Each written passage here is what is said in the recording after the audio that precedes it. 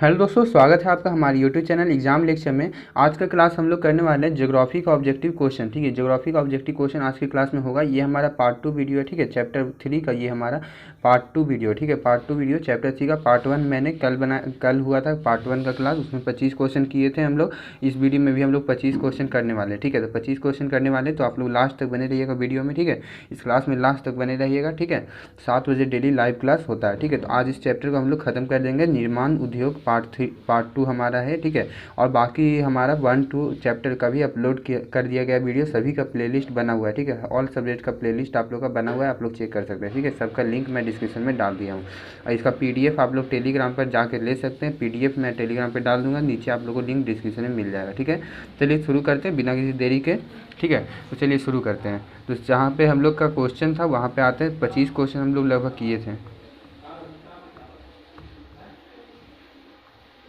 हाँ, तो दोस्तों देखिए, यहाँ तक हम लोग कर लिए थे, 25 क्वेश्चन तक किए थे। सलेम किस राज्य में है, ऑप्शन आप लोग का था इसका सही जवाब सलेम किस राज्य में। 25 क्वेश्चन तक हम लोग किए थे। ठीक है, तो 25 का सही जवाब क्या था कि तमिलनाडु में। ठीक है, सलेम किस राज्य में है, तो तमिलनाडु में। 25 का बी नंबर बिल्कुल सही जवाब। चलिए आगे बढ़ते हैं हम लोग नए क्वेश्चन से। तो 26 नंबर क्वेश्चन, कल ये मैंने क्वेश्चन आप लोग को दिया था कि इसका सही जवाब क्या जाएगा। तो क्या बोल रहा है कि भोपाल गैस त्रासदी किस वर्ष हुई थी। भोपाल गैस त्रासदी किस वर्ष हुई थी। ऑप्शन 1994 में, 1984 में, 1974 में या 2004 में। भोपाल की गैस त्रासदी किस वर्ष हुई थी। तो 26 का सही जवाब क्या हो जाएगा 26 का। तो जी हाँ दोस्तों, 1984 ईस्वी में आप लोग का हुआ था। 1984 ईस्वी में। ठीक है, 1984 ईस्वी में भोपाल गैस त्रासदी हुई थी। ठीक है, चलिए आगे बढ़ते हैं। 27 नंबर क्वेश्चन की ओर। तो 27 नंबर क्वेश्चन देखते हैं। तो बोलता है कि इनमें कौन उद्योगों की स्थिति का प्रभाव कारक नहीं है। इनमें कौन उद्योगों की स्थिति का प्रभाव कारक नहीं है। ऑप्शन है जनसंख्या, पूंजी, बाजार, सरकारी नीति। क्या क्वेश्चन बोला है, इनमें से कौन उद्योगों की स्थिति का प्रभाव कारक नहीं है। जो ये जो उद्योग हैं, इनमें से कौन सा जो है प्रभाव कारक, उद्योग पर कौन सा जो है प्रभाव नहीं डालता है। ठीक है, प्रभाव नहीं डालता है, स्थिति उद्योगों की स्थिति पर प्रभाव नहीं डालता है, प्रभाव कारक नहीं है। इसका सही जवाब क्या हो जाएगा 27 का। तो जनसंख्या जो है उद्योगों की स्थिति का प्रभाव कारक नहीं है। ठीक है, ए नंबर आप लोगों का बिल्कुल सही जवाब हो जाएगा। चलिए आगे बढ़ते हैं 28 नंबर क्वेश्चन की ओर। तो बोलता है कि टिस्को की स्थापना किस वर्ष की गई थी। टिस्को मतलब TISCO, टिस्को की स्थापना किस वर्ष की गई थी। ऑप्शन 1807 में, 1869 में, 1907 में या 1962 में। सबसे पहला उद्योग जो था हमारा टिस्को ही था। इसको याद रखिएगा, पहले भी क्वेश्चन पार्ट 1 में हम लोग कर चुके थे। पार्ट 1 में सबसे पहला उद्योग कौन सा था भारत का, तो वो हो गया टिस्को। ठीक है, टाटा आयरन स्टील कंपनी और होगा। ठीक है, टाटा आयरन स्टील कंपनी होगा, ऐसे ही फुल फॉर्म में। ठीक है, तो टिस्को का स्थापना किस वर्ष की गई थी, 28 का कमेंट बॉक्स में कमेंट करिए। तो जी हाँ दोस्तों, 1869 ईस्वी में। ठीक है, 1869 ईस्वी में की गई थी, 28 का बी। ठीक है, चलिए आगे बढ़ते हैं 29 नंबर क्वेश्चन की ओर। तो बोला जा रहा है कि भारत में कॉटन पॉलिश का किस नगर को कहा जाता है। भारत में कॉटन पॉलिश किस नगर को कहा जाता है। ऑप्शन है कोलकाता को, दिल्ली को, चेन्नई को या मुंबई को। कॉटन पॉलिश, भारत में कॉटन पॉलिश किस नगर को कहा जाता है। ठीक है, चैनल को अभी तक सब्सक्राइब नहीं किया तो सब्सक्राइब जरूर कर लीजिए। आप ही लोग के लिए मैं इतना डेली आप लोग को वीडियो दिया जा रहा है, डेली क्लास आप लोग को लिया जा रहा है। सब्सक्राइब कर लीजिए ताकि आप लोग को नोटिफिकेशन टाइम टू टाइम मिलता रहे। ठीक है, चलिए तो बताइए, भारत में कॉटन पॉलिश किस नगर को कहा जाता है। 29 का सही जवाब क्या हो जाएगा। तो जी हाँ दोस्तों, चेन्नई को जो है कॉटन पॉलिश कहा जाता है। सी नंबर आप लोग का बिल्कुल सही जवाब हो जाएगा। चलिए आगे बढ़ते हैं 30 नंबर क्वेश्चन की ओर। तो 30 नंबर क्वेश्चन बोलता है गन्ने के 10 टन रस कितनी चीनी बनती है। गन्ने के 10 टन रस में कितनी चीनी बनती है। बहुत अच्छा क्वेश्चन है, इंपॉर्टेंट क्वेश्चन है, VVI क्वेश्चन है। ठीक है, VVI आप लोगों का क्वेश्चन है। बोला जा रहा है कि गन्ने के 10 टन में 10 टन रस में कितना चीनी बनता है, कितना चीनी बनता है। तो ऑप्शन है 10 टन चीनी बनता है, या 1 टन या 2 टन या 5 टन। बताइए सही जवाब क्या हो जाएगा। 30 का सही जवाब क्या हो जाएगा। गन्ने के 10 टन रस में से जो है 5 टन ही हम लोग का चीनी बनता है। ठीक है, आधा हम लोग को बनता है। अगर यहाँ पे बोला जाता है कि 20 टन, तो 20 टन, तो ऑप्शन में अगर 10 टन देखा है तो 10 बिल्कुल सही जवाब हो जाएगा। ठीक है, तो क्या बोल रहा है कि गन्ने के 10 टन रस से कितनी चीनी बनती है, तो 5 टन चीनी बनती है, आधा हो जाता है। ठीक है, तो डी नंबर आप लोग का सही जवाब। चलिए आगे बढ़ते हैं हम लोग 31 नंबर क्वेश्चन की ओर। तो बोला जा रहा है कि रेडीमेड वस्त्र पार्क की स्थापना कहाँ की गई। रेडीमेड वस्त्र पार्क की स्थापना कहाँ की गई। ऑप्शन है तमिलनाडु, सुखोमाजरी गांव, एटटी पलायम गांव या सोखपुर गांव। बताइए सही जवाब क्या हो जाएगा। रेडीमेड वस्त्र पार्क की स्थापना कहाँ की गई। 31 का सही जवाब क्या हो जाएगा 31 का। तो जी हाँ दोस्तों, सुखो माजरी गांव, ठीक है, सुखो माजरी गांव बी नंबर आप लोग का बिल्कुल सही जवाब हो जाएगा, बी नंबर, ठीक है, सुखो माजरी गांव। चलिए आगे बढ़ते हैं 32 नंबर क्वेश्चन की ओर। तो बोलते हैं कि कच्चे माल का पर आधारित नहीं होने वाला उद्योग क्या कहलाता है। कच्चे माल पर आधारित नहीं होने वाला उद्योग क्या कहलाता है। जो कच्चा माल पर आधारित नहीं है, उस पर टिका हुआ नहीं है, उसको क्या कहते हैं। मनपसंद उद्योग, हैंडलूम उद्योग, फुटलूस उद्योग या पावरलूम उद्योग। कच्चे माल, जो कच्चा माल होता है उसमें उस पर कौन सा जो है उद्योग आधारित नहीं है। तो 32 का कौन सा सही जवाब हो जाएगा। तो फुट लूस, ठीक है, फुट लूस उद्योग जो याद रखिएगा सभी क्वेश्चन को। आप लोग 2 बार वीडियो को मैं बोलता हूँ कि 2 बार आप लोग को जरूर देखना है। 2 बार देखिएगा तो आप लोग बिल्कुल याद हो जाएगा अच्छा से, ठीक है, हर क्वेश्चन पे आप लोग का कमांड हो जाएगा। तो कच्चे माल पर आधारित नहीं होने वाला उद्योग क्या कहलाता है। तो फुटलूस उद्योग कहलाता है, सी नंबर आप लोग का सही जवाब हो जाएगा। चलिए आगे बढ़ते हैं 32 के बाद 33 नंबर क्वेश्चन। तो बोलता है कि तो बोलता है कि नेपा नगर किस उद्योग के लिए प्रसिद्ध है। नेपा नगर किस उद्योग के लिए प्रसिद्ध है। ऑप्शन है चीनी, सीमेंट, अखबारी कागज या लोहा इस्पात। नेपा नगर जो है किस उद्योग के लिए प्रसिद्ध है, कौन से उद्योग के लिए नेपा नगर प्रसिद्ध है। तो ऑप्शन है चीनी, सीमेंट, अखबारी कागज या लोहा इस्पात। बताइए सही जवाब क्या हो जाएगा 33 का। तो जी हाँ दोस्तों, अखबारी कागज़ के लिए जो है नेपा नगर बिल्कुल प्रसिद्ध है, ठीक है, सी नंबर आप लोग का सही जवाब। अखबारी कागज़ के लिए नेपा नगर आप लोग का बिल्कुल सही जवाब हो जाएगा। चलिए आगे बढ़ते हैं। नेपा नगर किस चीज़ के लिए प्रसिद्ध है। तो अखबारी कागज़ के लिए। चलिए 34 नंबर क्वेश्चन देखते हैं। तो बोलता है कि भद्रावती में कौन उद्योग स्थापित है। भद्रावती में कौन उद्योग स्थापित है। ऑप्शन है जूट, रेशमी वस्त्र, रासायनिक खाद या लोहा इस्पात। बताइए भद्रावती में कौन उद्योग स्थापित, भद्रावती शहर में कौन सा उद्योग स्थापित है। तो जूट का उद्योग या रेशमी वस्त्र का उद्योग, रासायनिक खाद का उद्योग या लोहा इस्पात का उद्योग। तो 34 का सही जवाब क्या हो जाएगा 34 का। तो जी हाँ दोस्तों, 34 का भी आप लोग का सही जवाब हो जाएगा सी, रासायनिक खाद का उद्योग वहाँ पर स्थित है भद्रावती में, सी नंबर आप लोग का बिल्कुल सही जवाब हो जाएगा, सी नंबर। रासायनिक खाद बिल्कुल सही जवाब। भद्रावती में कौन उद्योग स्थापित है। तो रासायनिक खाद होगा, ठीक है। चलिए स्थापित है कौन सा, रासायनिक खाद का उद्योग।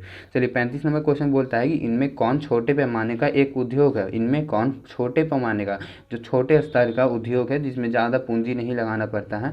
तो इसमें ऑप्शन दिया जाए कि चीनी का उद्योग या लोहा इस्पात उद्योग या गुड़ उद्योग या सूती वस्त्र उद्योग। बताइए सही जवाब क्या हो जाएगा 35 का। 35 का सही जवाब क्या हो जाएगा। बिल्कुल आप लोग गांव क्षेत्र से आते हैं तो आप लोग को इसका आंसर आप लोग को देखते साथ पता चलेगा, छोटे पैमाने का एक उद्योग। अगर आप लोग गांव तरफ एरिया में जाएंगे तो जब गन्ना का खेती ख़त्म होती है, जब छठ वगैरह में, जब मार्च में जो छठ होती है, मार्च अप्रैल के टाइम जो छठ होता है उसमें आप लोग देखे होंगे मार्च अप्रैल या फिर बाद में भी उस दोनों छठ के टाइम आप लोग देखे होंगे कि गाँव में जो है वहाँ पर गन्ने का जो है ये आप लोग का गुड़ बनाने का मशीन वहाँ पे बैठा हुआ है। सभी के घर में लगभग 100 में से कम 80 घरों में लगता है, ठीक है।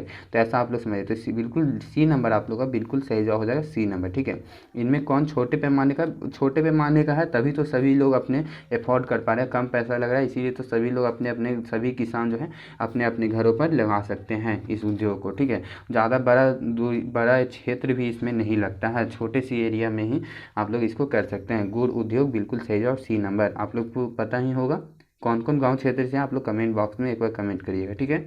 चलिए आगे बढ़ते हैं 36 नंबर क्वेश्चन की ओर। तो बोलता है कि 36 नंबर कि जूट उद्योग के सबसे अधिक कारखाने कहाँ मिलते हैं। जूट का जो उद्योग है उसका सबसे अधिक कारखाना कहाँ मिलता है। ऑप्शन है ब्रह्मपुत्र तट पर या कोसी तट पर या हुगली तट पर या महानदी तट पर। बोला जा रहा है कि जूट का जो उद्योग है वो सबसे अधिक कारखाने कहाँ मिलते हैं। जूट का उद्योग का सबसे अधिक कारखाना कहाँ मिलता है। 36 का सही जवाब क्या हो जाएगा 36 का। तो जी हाँ दोस्तों, महानदी के तट पर, ठीक है, जूट उद्योग जो है महानदी के तट पर मिलता है सबसे अधिक। महानदी के तट पर जूट के उद्योग का कारखाना सबसे अधिक मिलता है। तो डी नंबर आप लोग का बिल्कुल सही जवाब हो जाएगा, डी नंबर आंसर दे रहे हैं तो बिल्कुल सही जवाब। आप लोग बताइएगा कि 25 में से कितना क्वेश्चन, या फिर फर्स्ट वीडियो पे देख के आप लोग फाइनल बताइएगा कि 50 में से आप लोगों का कितना क्वेश्चन सही हुआ है, ठीक है, 50 में से कितना क्वेश्चन सही हुआ है, ठीक है। चलिए आगे बढ़ते हैं। 37 नंबर क्वेश्चन बोलता है कि बिहार राज्य के किस क्षेत्र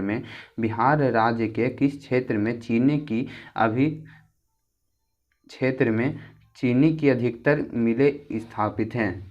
यहाँ पे थोड़ा सा मिसप्रिंट है कि बिहार राज्य के किस क्षेत्र में चीनी की अधिकतर मिलें स्थापित है। यहाँ पे ये मिसप्रिंट है। यहाँ पे बोला जा रहा है कि बिहार राज्य के किस क्षेत्र में, बिहार में किस क्षेत्र में चीनी का अधिकतर मिलें स्थापित है। ऑप्शन है पूर्णिया में, भागलपुर में, या पटना में, या सिवान चंपारण में। ठीक है, सिवान चंपारण में। 37 का बताइए सही जवाब क्या हो जाएगा। बिहार राज्य के किस क्षेत्र में चीनी की अधिकतर मिलें स्थापित हैं, तो कौन सा सही जवाब हो जाएगा 37 का। तो जी हाँ दोस्तों, पटना में चीन की मिलें सबसे अधिक स्थापित है। सी नंबर आप लोग का बिल्कुल सही जवाब हो जाएगा। चलिए आगे बढ़ते हैं 38 नंबर क्वेश्चन की ओर। तो बोला जा रहा है 38 नंबर क्वेश्चन कि इनमें कौन कृषि आधारित उद्योग नहीं है। इनमें से कौन कृषि पर आधारित उद्योग नहीं है। ऑप्शन है जूट। ये क्वेश्चन पहले भी करा चुका हूँ मैं, तो इसको रिपीट हो रहा है। इससे मतलब अगर आप लोग को इसका आंसर अगर देखते साथ पता चल रहा है तो इसका आप लोग समझिए कि हाँ आप लोग का तैयारी ठीक चल रहा है। ये क्वेश्चन पहले भी हो चुका है। कृषि आधारित उद्योग कौन नहीं है, तो जूट का उद्योग, या चीनी का उद्योग, या सीमेंट का उद्योग, या सूती वस्त्र का उद्योग। तो पहले ये बता चुका हूँ कि सीमेंट का उद्योग। ठीक है, सीमेंट उद्योग जो है कृषि पर आधारित नहीं है। सीमेंट उद्योग जो है कृषि पर आधारित नहीं है। 38 का बिल्कुल सही जवाब हो जाएगा आप लोग का डी। ठीक है, सी नंबर। ठीक है, सीमेंट उद्योग जो है कृषि आधारित नहीं है। 38 का सी। ठीक है, चलिए आगे बढ़ते हैं 39 नंबर क्वेश्चन की ओर। तो बोला जा रहा है कि आभूषण निर्माण किस प्रकार के उद्योग का उदाहरण है। आभूषण का जो निर्माण होता है किस प्रकार के उद्योग का उदाहरण है। ऑप्शन है हल्के उद्योग का, भारी उद्योग का, छोटे पैमाने के उद्योग, या सार्वजनिक उद्योग। 39 का सही जवाब क्या हो जाएगा। आभूषण के निर्माण किस प्रकार के उद्योग का उदाहरण है। आभूषण का निर्माण किस प्रकार के उद्योग का उदाहरण है, तो छोटे पैमाने के उद्योग का ये उदाहरण है। सी नंबर आप लोग का सही जवाब हो जाएगा, सी नंबर। ठीक है, सी नंबर आप लोग का सही जवाब। ठीक है, 39 का सी। चलिए आगे बढ़ते हैं 40 नंबर क्वेश्चन की ओर। तो बोलता है 40 नंबर क्वेश्चन, महाराष्ट्र का चीनी उद्योग और गुजरात का अमूल उद्योग किस क्षेत्र श्रेणी में आते हैं। महाराष्ट्र का जो चीनी उद्योग है, और यहाँ पे और है लिखा हुआ, ठीक है, और गुजरात का अमूल उद्योग किस श्रेणी में आते हैं, दोनों किस श्रेणी में आते हैं।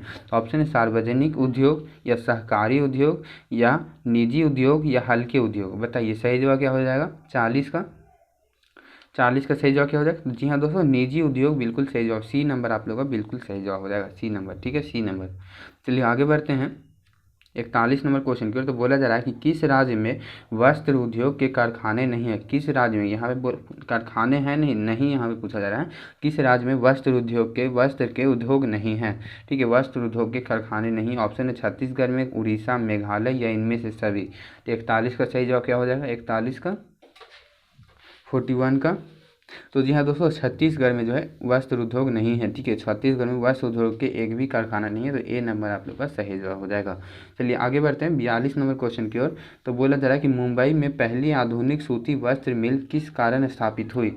मुंबई में पहली आधुनिक सूती वस्त्र मिल किस कारण स्थापित हुई। ये भी पहले मैं क्वेश्चन करा चुका हूँ ये वाला क्वेश्चन। ठीक है, तो आप लोग इसका आंसर बताइए जल्दी। मुंबई में पहली आधुनिक सूती वस्त्र मिल किस कारण स्थापित हुई। ऑप्शन है बंदरगाह की सुविधा के कारण, या कपास निकट में उपलब्ध है, या पूंजी उपलब्ध है, या सभी सही है। इसमें सभी डी नंबर आप लोग का कौन सा सही जवाब हो जाएगा ये बताना है। ठीक है, 42 का। तो जी हाँ दोस्तों, मुंबई में पहली आधुनिक सूती वस्त्र मिल इसलिए स्थापित की गई कि वहाँ पे बंदरगाह की सुविधा थी, कपास निकट में थी, और पूंजी उपलब्ध है, वहाँ पूंजी उपलब्ध थी, इसीलिए इसका डी नंबर आप लोग का सही जवाब हो जाए। सभी सही, तीनों ऑप्शन आप लोग का करेक्ट है, तो डी नंबर इसका सही जवाब हो जाएगा। चलिए आगे बढ़ते हैं 43 नंबर क्वेश्चन, जो बोलता है कि हुगली औद्योगिक क्षेत्र का विस्तार है। हुगली औद्योगिक क्षेत्र का विस्तार है। ऑप्शन है कोलकाता, मिदनापुर, कोलकाता हावड़ा, बांसबेरिया बिरलानगर, या कोलकाता आसनसोल। बताइए सही जवाब क्या हो जाएगा। हुगली औद्योगिक क्षेत्र का विस्तार है कोलकाता, मिदनापुर, कोलकाता हावड़ा, बांसबेरिया बिरलानगर, कोलकाता आसनसोल। तो बताइए 43 का सही जवाब क्या हो जाएगा। हुगली औद्योगिक क्षेत्र का विस्तार है, तो जी हाँ दोस्तों बांसबेरिया बिरलानगर। ठीक है, सी नंबर आप लोग का बिल्कुल सही जवाब, सी नंबर। ठीक है, सी नंबर। ठीक है, हुगली औद्योगिक क्षेत्र का विस्तार है तो बांसबेरिया बिरला नगर। ठीक है, चलिए आगे बढ़ते हैं हम लोग 44 नंबर क्वेश्चन की ओर। तो 44 नंबर क्वेश्चन बोलता है कि सार्वजनिक क्षेत्र के अंतर्गत शामिल कारखाना कौन है। सार्वजनिक क्षेत्र के अंतर्गत शामिल कारखाना कौन है। ऑप्शन है टाटा लौह इस्पात, बोकारो लौह इस्पात, रेमंड कृत्रिम वस्त्र या गोदरेज उद्योग। बताइए सही जवाब क्या हो जाए। सार्वजनिक क्षेत्र के अंतर्गत शामिल कारखाना कौन है, इसमें से कौन जो है सार्वजनिक क्षेत्र के अंतर्गत आता है। तो 44 का सही जवाब क्या हो जाएगा। तो 44 का बोकारो लौह इस्पात जो है सार्वजनिक क्षेत्र के इस अंदर आता है। ठीक है, तो बी नंबर आप लोग का सही जवाब हो जाएगा, बोकारो लौह इस्पात। चलिए आगे बढ़ते हैं 45 नंबर क्वेश्चन। 45 नंबर क्वेश्चन बोलता है कि निम्नांकित में कौन उपभोक्ता उद्योग है। निम्नांकित में कौन उपभोक्ता उद्योग है। तो इसका सही जवाब क्या हो जाएगा। ऑप्शन दिया हुआ है कि डीजल इंजन निर्माण उपभोक्ता उद्योग बोला जा रहा है, डीजल इंजन निर्माण या लौह इस्पात निर्माण या चीनी उद्योग या विद्युत उपकरण उद्योग। तो बताइए सही जवाब क्या हो जाएगा। निम्नांकित में कौन उपभोक्ता उद्योग है, उपभोक्ता उद्योग 45 का। तो जी हाँ दोस्तों, सी नंबर आप लोग का बिल्कुल सही जवाब, चीनी उद्योग उपभोक्ता उद्योग है। तो सी नंबर आप लोग का सही जवाब हो जाएगा। चलिए आगे बढ़ते हैं 45 के बाद 46 नंबर क्वेश्चन की ओर। तो बोलता है कि किस गैस के रिसाव से भोपाल गैस त्रासदी हुई थी। किस गैस के, ये क्वेश्चन पहले भी करा चुका हूँ। ठीक है, यहाँ पे सभी क्वेश्चन रिपीट हो रहा है। ठीक है, यहाँ पे बोला जा रहा है कि किस गैस के रिसाव, एक ही क्वेश्चन कैसे डला गया बार बार। ठीक है, तो मिस्टेक होता है। ठीक है, तो आगे से ऐसा नहीं होगा। तो बोला जा रहा है कि किस गैस के रिसाव से भोपाल गैस त्रासदी हुई थी। ऑप्शन है सल्फर डाइऑक्साइड, मेथिल डाइऑक्साइड या कार्बन डाइऑक्साइड या मेथिल आइसोसाइनाइड। बताइए सही जवाब क्या हो जाएगा। किस गैस के रिसाव से भोपाल गैस त्रासदी हुई थी। यहाँ पे क्वेश्चन मतलब रिपीट नहीं है, ये क्वेश्चन जो है थोड़ा सा लैंग्वेज चेंज किया गया है। उसमें था कि भोपाल गैस त्रासदी में कौन सा गैस का रिसाव हुआ, तो यहाँ पे बोल रहा है कि किस गैस के रिसाव से भोपाल गैस त्रासदी। बात तो दोनों एक ही है, लेकिन क्वेश्चन का थोड़ा सा चेंजिंग है लैंग्वेज में। ठीक है, तो ऑप्शन आपके पास sulphur dioxide, methyl oxide, carbon dioxide या मेथिल आइसोसाइनाइड। तो बताइए सही जवाब क्या हो जाएगा 46 का। तो जी हाँ दोस्तों, मेथिल आइसोसाइनाइड, बहुत अच्छा क्वेश्चन है। डी नंबर आप लोग का सही जवाब, मेथिल आइसोसाइनाइड। ठीक है, डी नंबर बिल्कुल सही जवाब। किस गैस के रिसाव से भोपाल गैस त्रासदी हुई थी, तो मेथिल आइसोसाइनाइड गैस के कारण। ठीक है, चलिए आगे बढ़ते हैं 47 नंबर क्वेश्चन। तो बोलता है कि भारत में आधुनिक औद्योगिक विकास का आरंभ किस उद्योग से हुआ। भारत में आधुनिक औद्योगिक विकास का आरंभ किस उद्योग से हुआ। ऑप्शन है सूती वस्त्र के उद्योग से या लौह इस्पात उद्योग से या चीनी उद्योग से या कागज उद्योग से। तो कौन सा सही जवाब हो जाएगा। भारत में आधुनिक औद्योगिक विकास का आरंभ किस उद्योग से हुआ था। तो 47 का सही जवाब क्या हो जाएगा। तो सूती वस्त्र उद्योग से ही जो है आपका आधुनिक औद्योगिक विकास का आरंभ हुआ था। ठीक है, उद्योग से हुआ था। कौन से उद्योग से, तो सूती वस्त्र उद्योग से हुआ था। ठीक है, तो 47 का आपका ए नंबर बिल्कुल सही जवाब हो जाएगा। चलिए कुछ क्वेश्चन और बचे हैं, 2-3 क्वेश्चन और देख लेते हैं। तो 48 का क्वेश्चन बोलता है कि OIL का पूर्ण रूप है। OIL का, ऑयल नहीं पढ़ी, इसको पढ़ना है कि OIL का पूर्ण रूप क्या है। तो ऑप्शन है oil India limited, oil international limited, oil India limited, all, यहाँ पे ऑल नहीं है, ऑल है, ऑल। ठीक है, ऑयल और ऑल दोनों में अंतर है। ठीक है, तो ऑल इंडिया लिमिटेड या ऑयल इंडियन निगम। बताइए सही जवाब क्या हो जाएगा 48 का OIL का पूर्ण रूप क्या है, तो oil India limited, oil India limited. तो ए नंबर आप लोग का बिल्कुल सही जवाब हो जाएगा। ठीक है, ए नंबर। चलिए आगे बढ़ते हैं, ऑयल इंडिया लिमिटेड, बहुत अच्छा क्वेश्चन है। चलिए 49 नंबर क्वेश्चन बोलता है कि अंगोरा ऊन के रोए प्राप्त किया जाता है। अंगोरा ऊन के रोए प्राप्त किया जाता है किस जानवर से। ऑप्शन है भेड़, खरगोश, बिल्ली या इनमें से कोई नहीं। तो 49 का सही जवाब क्या हो जाएगा। अंगोरा ऊन के रोए प्राप्त किया जाता है किस जानवर के रोए से, तो खरगोश के रोए से जो है अंगोरा ऊन प्राप्त किया जाता है। चलिए आगे बढ़ते हैं 50 नंबर, ये हमारा लास्ट क्वेश्चन होगा। ठीक है, तो अभी तक चैनल को अच्छा से सब्सक्राइब कर लीजिएगा। ठीक है, अगर आपको अच्छा लग रहा है ये हमारा क्लास तो सब्सक्राइब कर लीजिएगा। और कुछ आप लोगों को और कुछ डाउट है तो आप लोग कमेंट बॉक्स में कमेंट करके पूछ सकते हैं। और अगला क्लास कौन से सब्जेक्ट पर हम लें उसके बारे में आप लोग कमेंट बॉक्स में कमेंट करके नीचे बताइएगा। और जो भी आप लोग चैप्टर का वीडियो नहीं देखा है उसके लिए प्लेलिस्ट सभी का बना हुआ है, तो आप लोग नीचे कमेंट बॉक्स में देख सकते हैं, आप लोग डिस्क्रिप्शन में देख सकते हैं। ठीक है, तो क्या बोल रहा है कि इनमें कौन इस्पात केंद्र समुद्र के निकट है। इनमें कौन इस्पात केंद्र समुद्र के निकट है। ऑप्शन है विजयनगर, बोकारो, भिलाई, विशाखापट्टनम। कौन सा जो है इस्पात केंद्र समुद्र के निकट है, इस्पात का केंद्र जो है समुद्र के निकट है, तो कौन सा सही जवाब हो जाएगा 50 का। तो जी हाँ दोस्तों, विशाखापट्टनम, ठीक है। डी नंबर आप लोगों का बिल्कुल सही जवाब, डी नंबर आप लोगों का सही जवाब हो जाएगा। इनमें कौन इस्पात केंद्र समुद्र के निकट है? तो विशाखापट्टनम, डी नंबर बिल्कुल सही जवाब हो जाएगा, डी नंबर, ठीक है, डी नंबर। चलिए, तो ये हमारा लास्ट क्वेश्चन हो गया। तो आई होप आपको वीडियो पसंद आया हो, क्लास आपको अच्छा लग रहा है या नहीं है, तो आप लोग कमेंट बॉक्स में कुछ बताइएगा, ठीक है, कि कैसा आपको क्लास लगा, ठीक है। तो मिलते हैं अब नेक्स्ट क्लास में, तब आप लोग बताइएगा कौन से सब्जेक्ट का क्लास लिया जाए नेक्स्ट क्लास में, ठीक है। तो ठीक है, तो बाय, जय हिंद।